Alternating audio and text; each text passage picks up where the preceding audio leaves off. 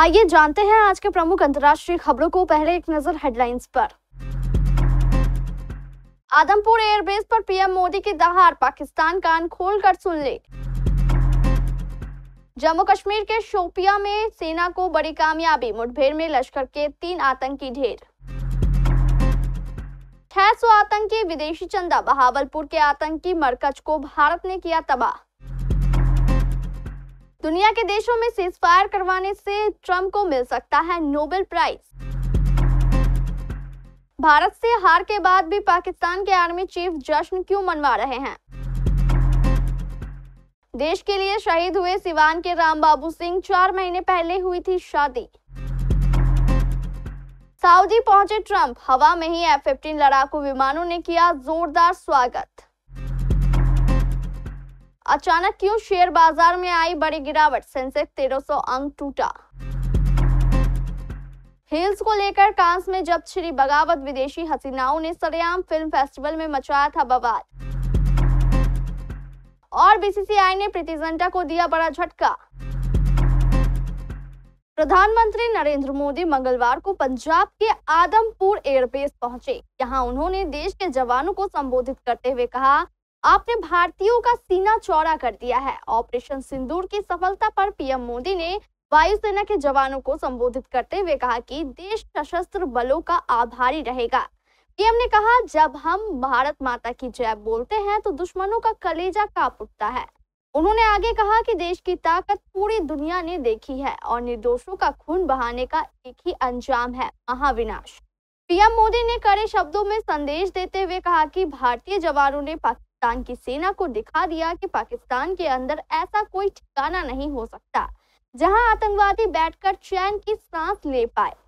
हम घर में घुसकर उन्हें मारेंगे और उनके पास बचने का कोई मौका नहीं होगा। हमारे ड्रोन्स और मिसाइलों के बारे में सोचकर तो पाकिस्तान को कई दिनों तक नींद भी नहीं आएगी। पीएम मोदी ने ऑपरेशन सिंदूर का जिक्र करते हुए कहा, जब भारत की सैनिक मां भारती की जय बोलते हैं तो दुश्मन के कलेजे कांप जाते हैं। जब हमारे ड्रोन दुश्मन के किले की दीवारों को ढहा देते हैं, तब हमारी मिसाइलें सनसनाती हुई निशाने पर पहुंचती है तो दुश्मन को सुनाई देता है, भारत माता की जय। ऑपरेशन सिंदूर से घबराकर दुश्मन ने आदमपुर समेत हमारे कई अन्य एयरबेस पर हमला करने की कोशिश की।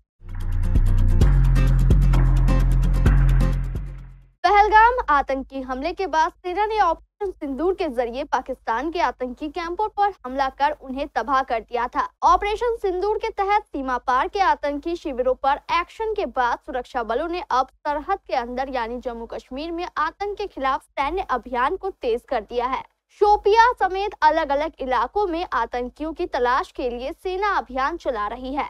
मंगलवार की सुबह ऐसे ही एक अभियान के दौरान सुरक्षा बलों ने शोपियां के जंपा थरी में लश्कर-ए तैयबा के 3 आतंकियों को घेर लिया, जिसके बाद आतंकियों ने सुरक्षा बल की टीम पर फायरिंग कर दी। इसके बाद जवाबी कार्रवाई करते हुए मुठभेड़ में तीनों आतंकियों को मार गिराया गया है। सेना की ओर से मिली जानकारी के मुताबिक आतंकियों का जो ग्रुप ट्रैप किया गया था वह अलग ग्रुप है। इस ग्रुप में पहलगाम हमले के गुनहगार आतंकी शामिल नहीं है। पहलगाम आतंकी हमले में शामिल आतंकियों की तलाश के लिए अलग अलग जगहों पर सुरक्षा बल विशेष अभियान चला रहे हैं। बीकानेर के करीब इंटरनेशनल बॉर्डर से 104 किलोमीटर पाकिस्तान के अंदर मौजूद है कराची का तोरखम नेशनल हाईवे नंबर 5। उस जगह को कराची मोड़ भी कहा जाता है। बहावलपुर के उसी बाहरी इलाके में मौजूद है ये आतंकी संगठन जैश-ए-मोहम्मद का सबसे बड़ा टेरर कैंप। नाम है मरकज सुभान अल्लाह। 15 एकड़ में फैला जैश का ये वो मरकज था जिसमें एक साथ सैकड़ों नौजवानों को आतंकी ट्रेनिंग दी जाती थी।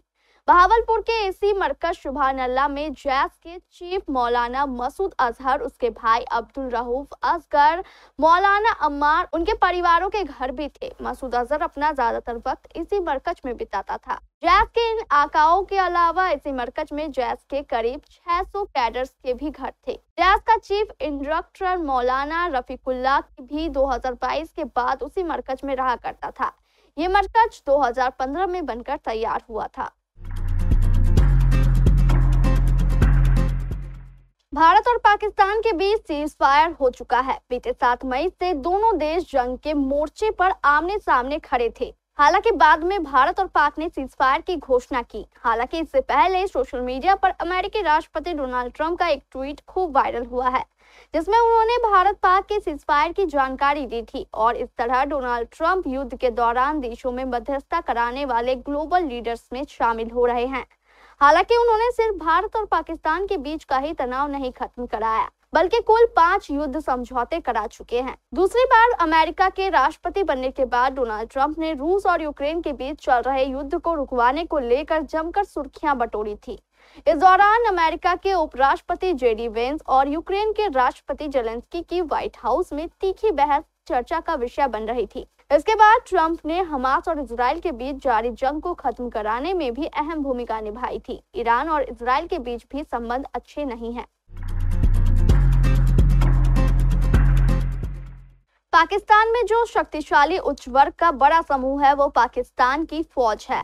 पाकिस्तान की सेना का देश की राजनीति, समाज, न्यायिक और समुचित व्यवस्था पर इतना अधिक प्रभाव है कि अमेरिकी विदेश मंत्री मार्को रूबियो ने पाकिस्तान के सेना प्रमुख जनरल असीम मुनीर से सबसे पहले फोन पर बातचीत की थी।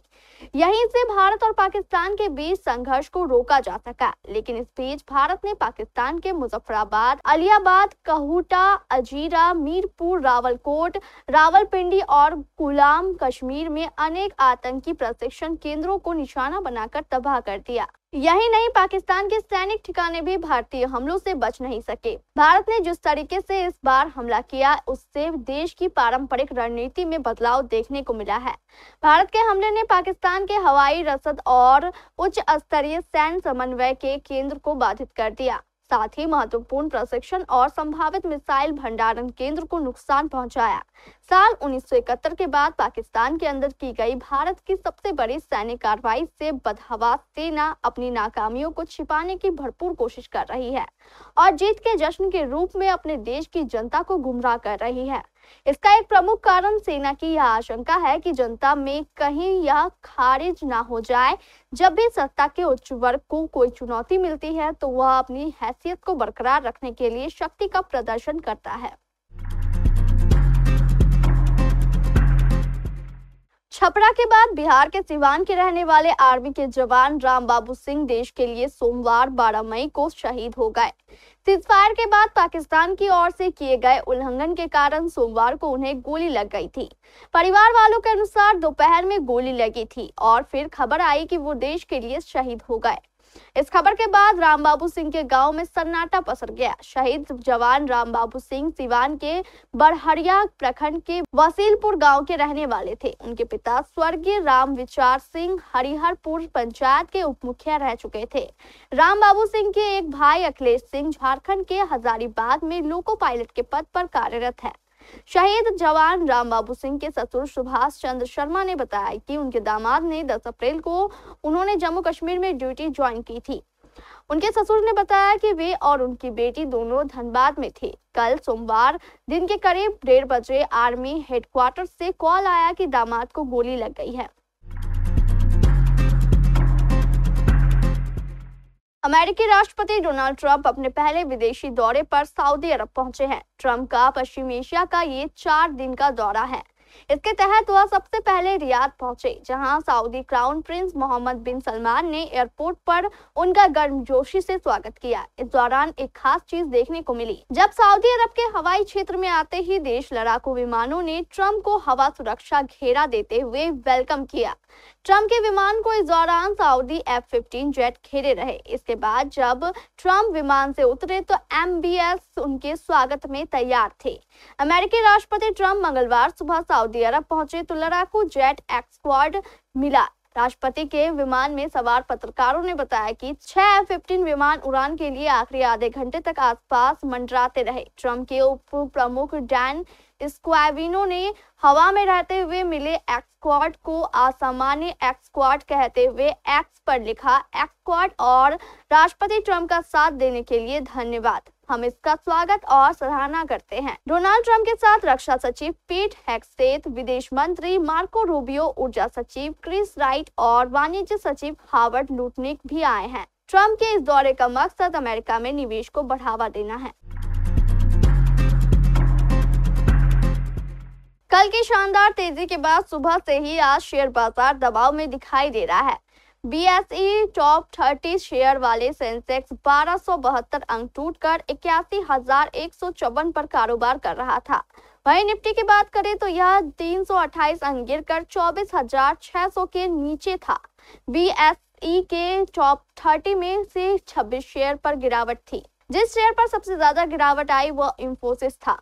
यह 3.36% टूटकर 1572 रुपए था। इसके अलावा पावर ग्रिड, जोमेटो, टीसीएस और एचसीएल टेक के शेयर प्राइस में भी कमी देखी जा रही है। एनएसई के 2832 स्टॉक में से 1785 शेयर पर उछाल और 968 स्टॉक गिरावट पर थे। 70 शेयर अनचेंज रहे। 40 शेयर 52 वीक के हाई पर कारोबार कर रहे थे, जबकि 7 शेयर 52 सप्ताह के निचले स्तर पर थे।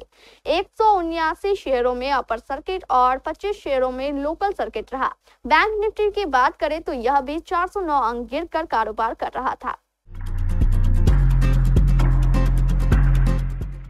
दुनिया के सबसे बड़े फिल्म फेस्टिवल में शुमार कांस 2025 की शुरुआत हो चुकी है।